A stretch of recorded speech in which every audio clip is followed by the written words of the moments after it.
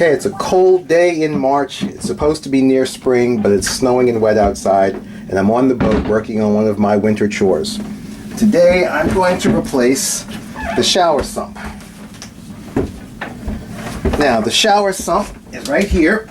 Okay, that's used to draw and pump the water out of the shower, which is off to my left here rather.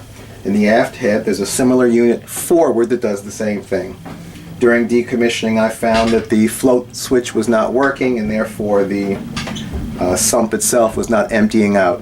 So I'm going to replace it with a complete integrated unit. All I really have to do is to remove this one and fit the new one in, and it shouldn't take too long at all. So I'll give you a step-by-step as we go and show you how this works. Now I won't need much in the way of tools to do this. I basically will need a screwdriver to get the brackets off of the sump.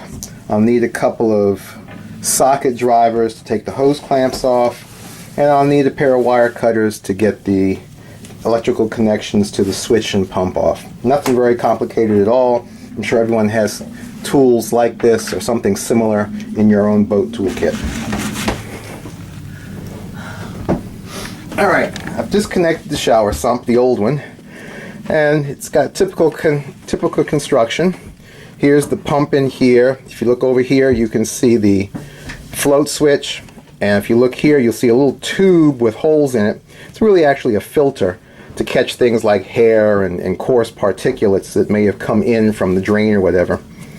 Here's the input manifold, and I say manifold because there are 3 inputs potentially, and there were 3 in this case. One was the shower, and the other 2 came from the refrigerator and freezer drains. And this is the output side here.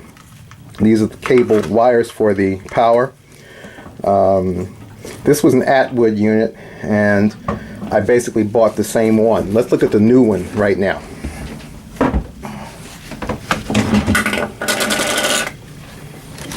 Alright, so here's the new one.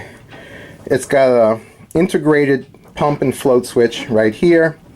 This time the filter is a screen that kind of surrounds the pump and filter. And again, there are 3 inputs and the output and the wiring harness. Now some of you may be saying, wait a minute, how come the inputs are capped off? This is just how they made the unit.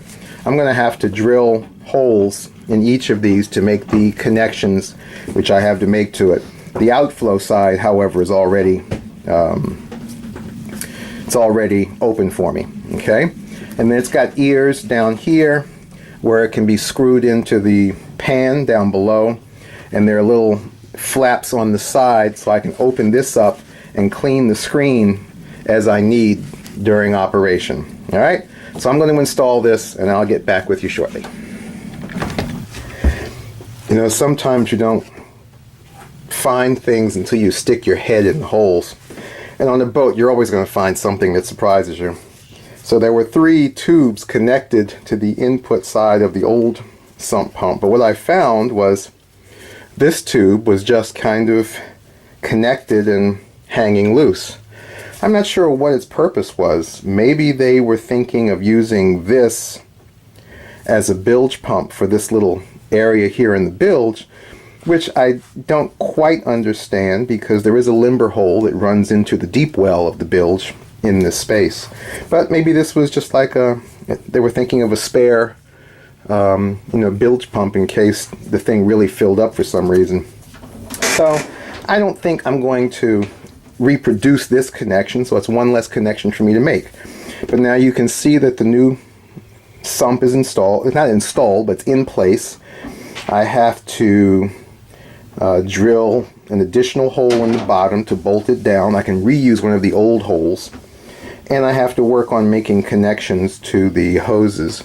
That'll be a little challenging because the hoses in there are kind of short, so I'm going to have to work in a little bit of a cramped space to make those connections.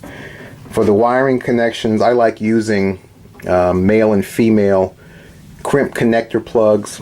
That makes it easier to undo connections later should that be necessary.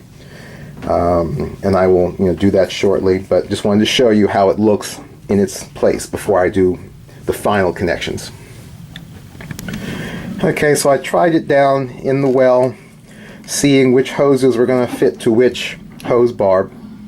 So there's 3 hoses left now. One is the outflow, and I can use this one as is. It's already open, fortunately.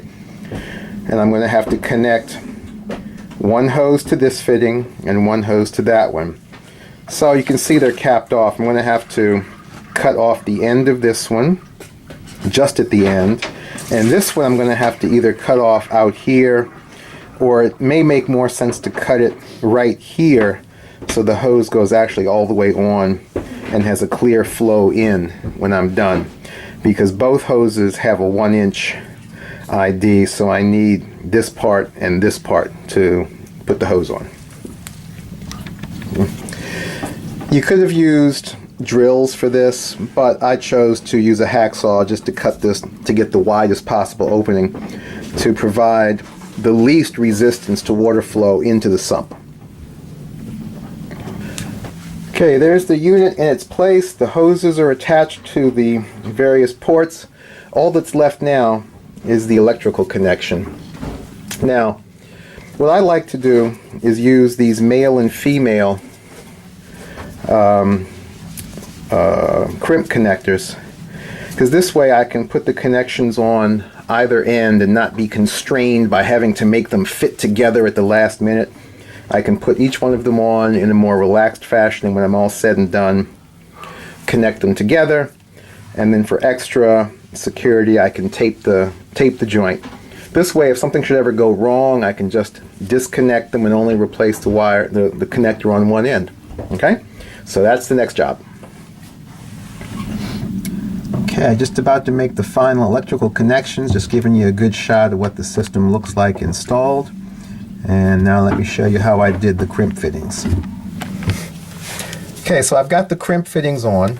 The brown wire is positive, the black wire is negative. You'll notice what I've done is I've put the male fitting on the positive connection of the device. Much like your plug for any device at home, you've got a male plug on your lamp that goes into the wall. Likewise, it'll plug into a female connection which goes to the switch on the power panel. Okay, and I've reversed that for the negative side, just so there's no confusion as to which one gets connected to what. All right, so all we got to do now is plug them together and plug them together. There's the fittings, nice and neat. Like I said, if something ever happens or I need to work on this, I can just unplug them, and there we go. Now, I've got this little piece of flexible conduit here, so I'm just going to tuck the wires back in.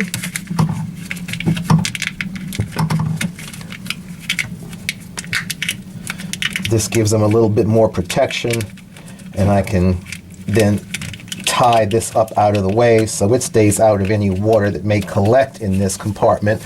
Although I've never seen much in the way of water build up in here unless I'm working on the filter down here or trying to break an air leak or an airlock in one of the lines. And that's pretty much it. There's the new shower sump installed, wired, plumbed, and we're kind of done. So my advice to you is, even though this looked like a simple installation, it took 3.5 hours to do this. So it might look simple when you start off, but you know, you need to be prepared for all kind of unexpected situations, like your hoses being too short, or maybe your wires are too short, or the screws don't line up like you'd like them to. So always be prepared, have all your tools at hand. You might even want to think about how to do this before you begin, so that way you've got all your hose clamps, your crimp fittings, all the tools you need, so you don't have to keep getting up and getting down, especially if you're working alone. Fortunately, I have help today. I've got a hand who can hand me things, but you may not have that situation. So think ahead, lay it out, make lists. See my article on making lists, by the way, on boatlife.com. And go ahead and get the job done. I love working on my boat. It helps me feel more connected to it, and this way I also know the job is done the way I want. Okay, thanks for watching.